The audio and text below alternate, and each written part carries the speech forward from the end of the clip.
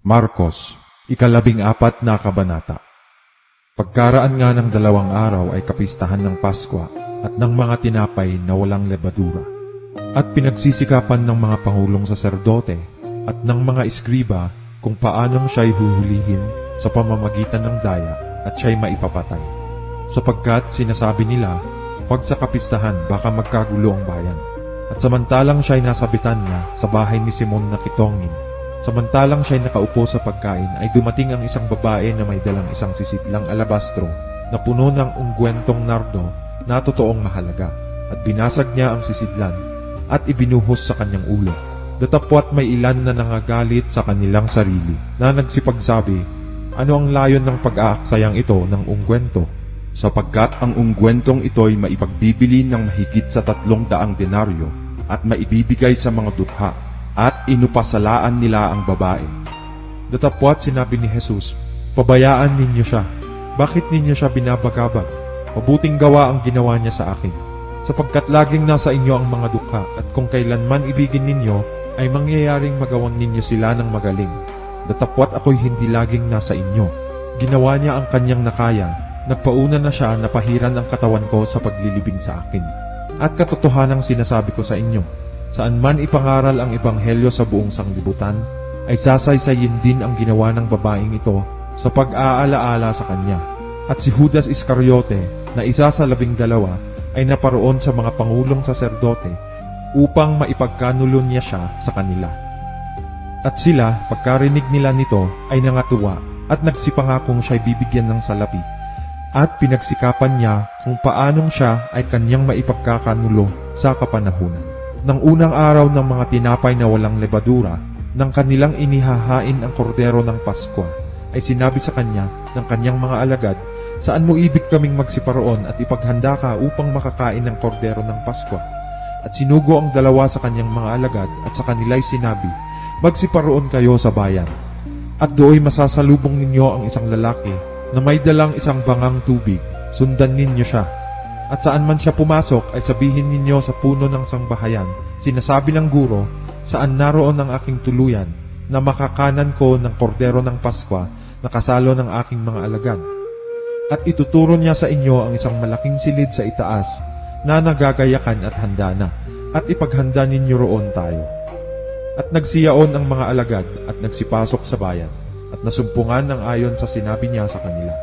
At inihanda nila ang kordero ng Paskwa. At nang gumabi na ay naparoon siyang kasama ang 12. At samantalang sila'y nangakaupo na at nagsisikain ay sinabi ni Jesus, katotohanang sinasabi ko sa inyo, ang isa sa inyo na kasalo kong kumakain ay ipagkakanulo ako. Sila'y nagpasimulang nangamanglaw at isa-isang nagsabi sa kanya, ako baga? At sinabi niya sa kanila, isa nga sa 12, yaong sumabay sa aking sumausaw sa pinggan, sapagkat papanaw ang anak ng tao ayon sa nasusulat tungkol sa kanya. Datapwat sa aba niya ang taong nagkakanulo sa anak ng tao, mabuti pa sa taong yaon ang hindi na siya ipinanganak. At samantalang sila'y nagsisikain ay dumampot siya ng tinapay, at ng kanyang mapagpala ay kanyang pinagputol-putol at ibinigay sa kanila. At sinabi, inyong kunin, ito ang aking katawan. At siya'y dumampot ng isang saro, at nang siya'y makapagpasalamat ay ibinigay niya sa kanila, at do'y nagsiinom silang lahat. At sinabi niya sa kanila, ito'y ang aking dugo ng tipan, na nabubuhos dahil sa marami. Katotohanang sinasabi ko sa inyo, na hindi na ako iinom ng bunga ng ubas, hanggang sa araw na yaon, na inumin kong panibago sa kaharian ng Diyos. At pagkaawit nila ng isang imno, ay nagsiparoon sila sa bundok ng mga olibo. At sinabi sa kanila ni Jesus, kayong lahat ay mga titisod, sapagkat nasusulat, sasaktan ko ang pastor, at mangangalat ang mga tupa. Gayon may pagkapagbangon ko ay mauuna ako sa inyo sa Galilea. Tatapwat sinabi sa kanya ni Pedro, bagamat mga titisod ang lahat, ngunit ako'y hindi. At sinabi sa kanya ni Jesus, katotohanang sinasabi ko sa iyo, na ngayon, sa gabi ring ito, bago tumilaok ang manok ng makalawa, ay ikakaila mo akong makaitlog. Datapwat lalo nang nagmatigas siya na sinabi, kahimat kailangang mamatay akong kasama mo, ay hindi kita ikakaila. At sinabi rin naman ng lahat ang gayon din. At nagsirating sila sa isang dako na tinatawag na Getsemani, at sinabi niya sa kanyang mga alagad, magsiupo kayo rito samantalang ako'y nananalangin. At kanyang isinama si Pedro at si Santiago at si Juan, at nagpasimulang nagtakang totoo at namanglaw na mainam. At sinabi niya sa kanila na mamanglaw na lubha ang aking kaluluwa. Hanggang sa kamatayan, mga tira kayo rito at mangagpuyat. At lumakad siya sa dako paroon, at nagpatira pa sa lupa, at idinalangin na kung mangyayari ay makalampas sa kanya ang oras. At kanyang sinabi, Aba, Ama, may pangyayari sa iyo ang lahat ng mga bagay. Ilayo mo sa akin ang sarong ito, gayon may hindi ang ayon sa ibig ko, kundi ang ayon sa ibig mo. At siya'y lumapit at naratnang sila'y nangatutulog at sinabi kay Pedro, Simon, natutulog ka baga? Hindi ka makapagpuyat ng isang oras? Kayo'y mangagpuyat at magsipanalangin upang huwag kayong magsipasok sa tukso. Ang espiritu sa katotohanan ay may ibig, datapwat mahina ang laman. Muli siyang umalis at nanalangin na sinabi ang gayon ding mga salita. At muli siyang nagbalik at naratnang sila'y nangatutulog sapagkat nangabibigat ang totoo ang kanilang mga mata at wala silang maalamang sa kanya'y isagot. At lumapit siyang bilang ikatlo at sinabi sa kanila, Mga tulog na kayo at mangagpahinga. Sukat na, dumating na ang oras. Narito, ang anak ng tao ay ipagkakanulo sa mga kamay ng mga makasalanan. Magsitindig kayo, hayo na tayo. Narito, malapit na ang nagkakanulo sa akin. At pagdaka, samantalang nagsasalita pa siya, ay dumating si Judas na isa sa 12. At kasama niya ang isang karamihang may mga tabak at mga panghampas na mula sa mga pangulong saserdote at sa mga eskriba at sa matatanda. Ang nagkanulong nga sa kanya ay nagbigay sa kanila ng isang hudyat na sinasabi, Ang aking hagkan ay yaon nga. Hulihin ninyo siya at dalhin ninyo siyang maingat. At nang dumating siya, pagdakay lumapit siya sa kanya at nagsabi, Rabay, at siya'y hinagkan. At siya'y sinunggaban nila at siya'y kanilang dinakip. Datapwat, isa sa nangaroon ay nagbunot ng kanyang tabak at sinugatan ng alipin ng dakilang saserdote at tinigpas ang kanyang tainga. At sumagot si Jesus at sinabi sa kanila, Kayo bagay nagsilabas na parang laban sa isang tulisan na may mga tabak at mga panghampas upang dakpin ako? Araw-araw ay kasama ninyo ako sa templo na nagtuturo at hindi ninyo ako hinuli. Ngunit nangyari ito upang matupad ang mga kasulatan. At iniwan siya ng lahat at nagsitakas. At sinundan siya ng isang binata na nababalot ng isang kumot ang katawan niyang hubot-hubad at hinawakan nila siya. Datapwat kanyang binitiwan ang kumot at tumakas na hubot-hubad. At dinala nila si Jesus sa dakilang saserdote at nangagpipisan sa kanya ang lahat ng mga pangulong saserdote at ang matatanda at ang mga eskriba.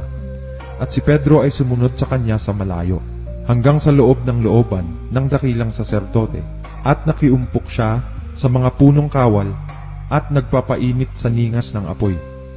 Ang mga pangulong saserdote nga at ang buong Sanhedrin ay nagsisihanap ng patotoo laban kay Jesus upang siya'y ipapatay at hindi nangasumpungan, sapagkat marami ang nagsisaksi ng kasinungalingan laban sa kanya, at ang kanilang mga patotoo ay hindi nangagkatugma. At nagsipagtindig ang ilan at nagsisaksi ng kasinungalingan laban sa kanya na sinasabi, Narinig naming sinabi niya, Aking igigiba ang templong ito na gawa ng mga kamay at sa loob ng 3 araw ay itatayo ko ang ibang hindi gawa ng mga kamay. At kahit sa papagayon man ay hindi rin nangagkatugma ang patotoo nila. At nagtindig sa gitna ang dakilang saserdote at tinanong si Jesus na sinabi, Hindi ka sumasagot ng anuman.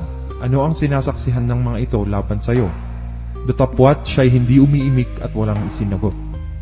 Tinanong siyang muli ng dakilang saserdote at sinabi sa kanya, Ikaw baga ang Kristo, ang anak ng mapalad?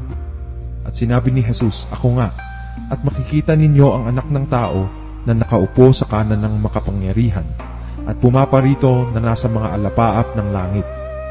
At hinapak ng dakilang saserdote ang kanyang mga damit at nagsabi, Ano pang kailangan natin ng mga saksi? Narinig ninyo ang kapusungan. Ano sa akala ninyo? At hinatulan nilang lahat na siya'y dapat mamatay. At pinasimulang luraan siya ng ilan at tinakpan ang kanyang mukha. At siya'y pinagsusuntok at sa kanya'y kanilang sinabi, Hulaan mo. At siya'y pinagsusuntok ng mga punong kawal. At samantalang nasa ibaba si Pedro sa looban ay lumapit ang isa sa mga alilang babae ng dakilang saserdote. At pagkakita niya kay Pedro na nagpapainit ay tinitigan niya siya at sinabi, "Ikaw man ay kasama rin ng Nazareno na si Jesus." Datapwat siya ay kumaila na sinasabi, "Hindi ko nalalaman ni nauunawa man ang sinasabi mo." At lumabas siya sa portiko at tumilaok ang manok. At nakita siya ng alilang babae at nagpasimulang magsabing muli sa nangaroroon, ito ay isa sa kanila. Datapwat muling ikinaila niya at hindi nalaon at ang nangaroroon ay nangagsabing muli kay Pedro, "Sa katotohanan ikaw ay isa sa kanila sapagkat ikaw ay Galileo."